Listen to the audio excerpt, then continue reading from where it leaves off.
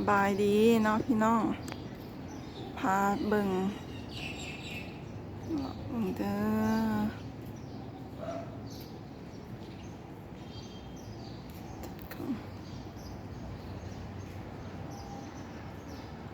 เนาะกรุงเทพนะฮะ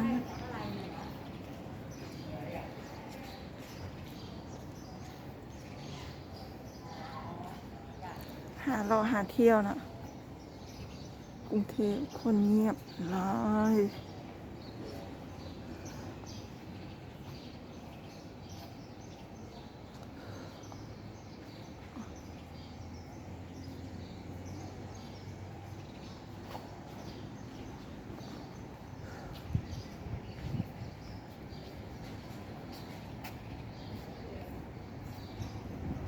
คนจะไปใส่เหมือนเนาะเงียบหลายเงียบแฮง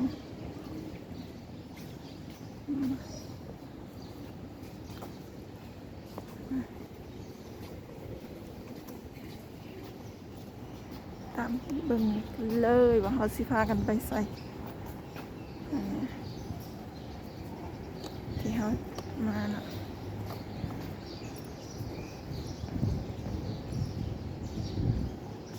อันนี้เขาถ่ายรูปได้เป็นบ่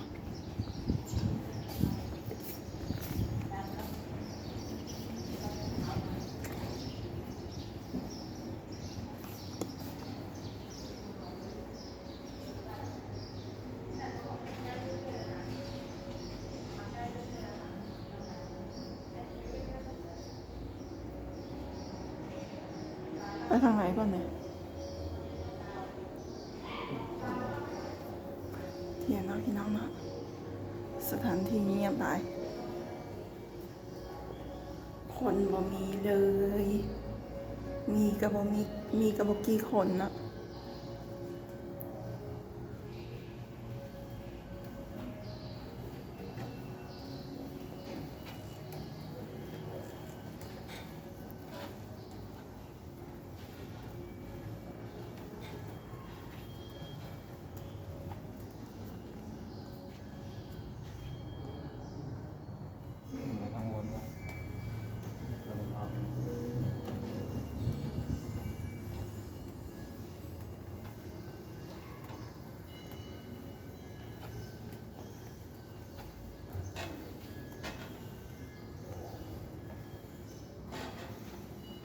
แจ็คสันแล้วนี่เขาขึ้นมาเนี่ยโอ้ย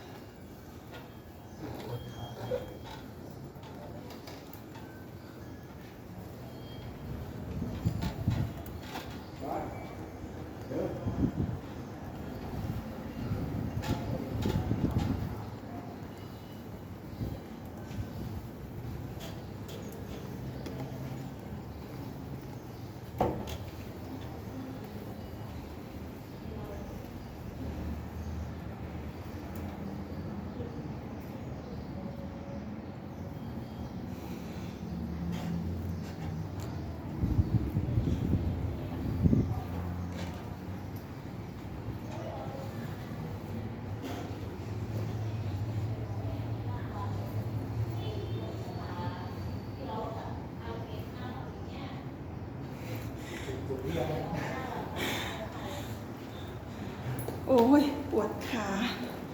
เอ้ยโอ้ย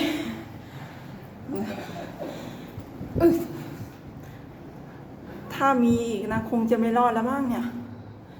โอ้ยโอ้ยไหนวัดภูเขาทองอยู่ไหนนู่นตรงโน้นนะคะที่เราเห็นคือวัดภูเขาทองน่ะพี่น้องวัดภูเขาทองอันนั้นคือวัดอะไรวัดพระแก้วใช่ไหมวัดสุทัศน์เนาะตรงนั้น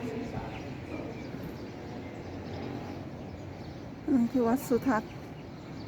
เห็นบ่พี่น้องวัดสุทัศน์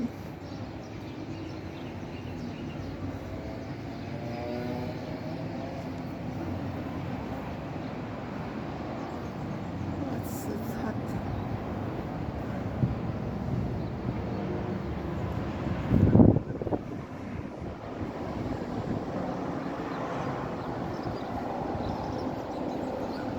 คือสะพานพระราม8เห็นบ่พี่น้อง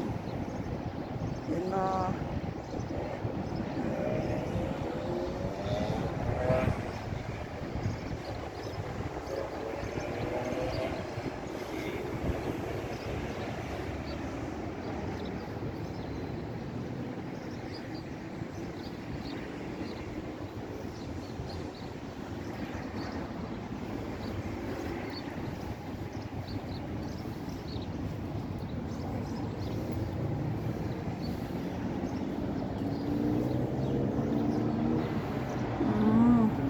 เนาะพี่น้องเนาะพระเจ้าบอกให้ขึ้นไปคือแต่ก่อนแล้วเนาะอันนี้เป็นที่สักการะบูชาเนาะเดี๋ยวค่อยก็ขออนุญาตกราบหรือไหว้เพิ่นก่อนเนาะ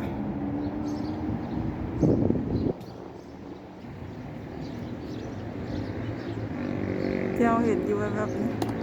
เห็นบ่พี่น้องนั่นน่ะวัดภูเขาทองนะเห็นแต่ป่ายอยู่เนาะ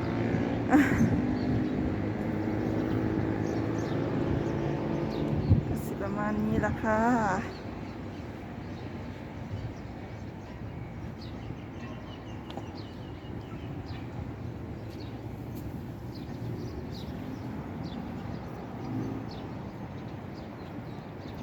ไปลงอ้อมแล้วเด้เมื่อกี้อ้อมแล้วเด้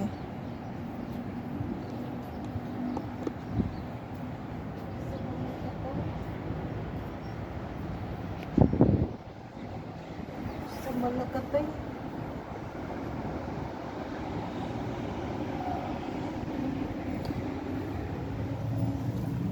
เดี๋ยวเวลาลงแล้วเนาะพี่น้องโอ้ยนี่ก็คือทันใด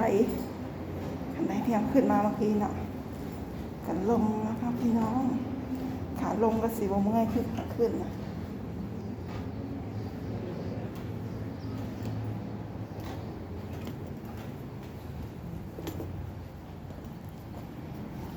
ภริยาบุคคล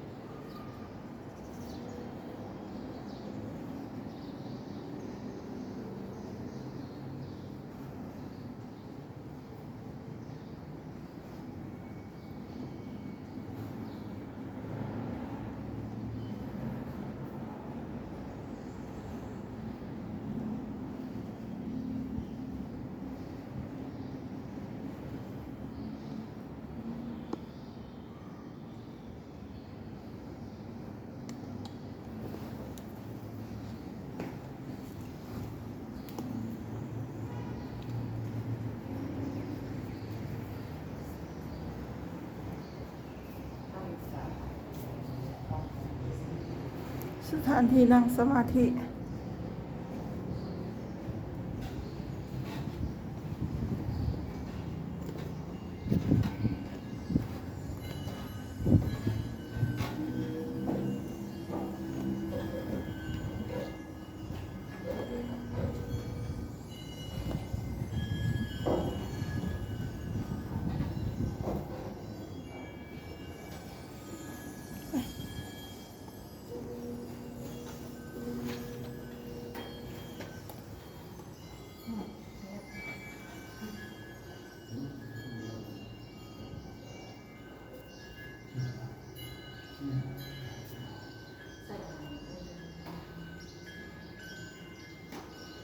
เดินจงกรมสมาธิ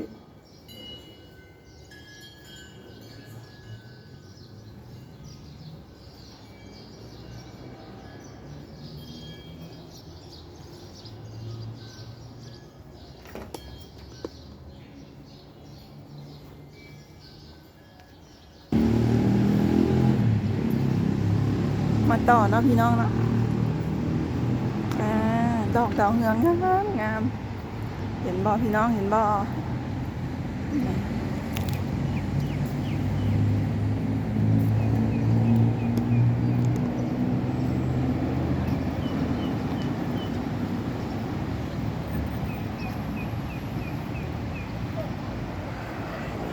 ดอกดาวเรืองงามว่ะ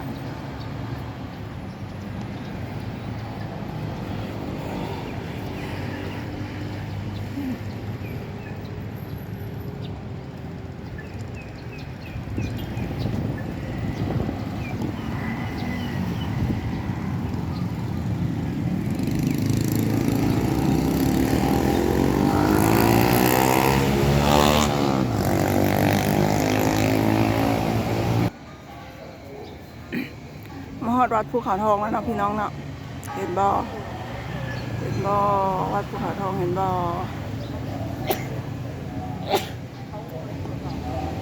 เลยเดินทางต่อ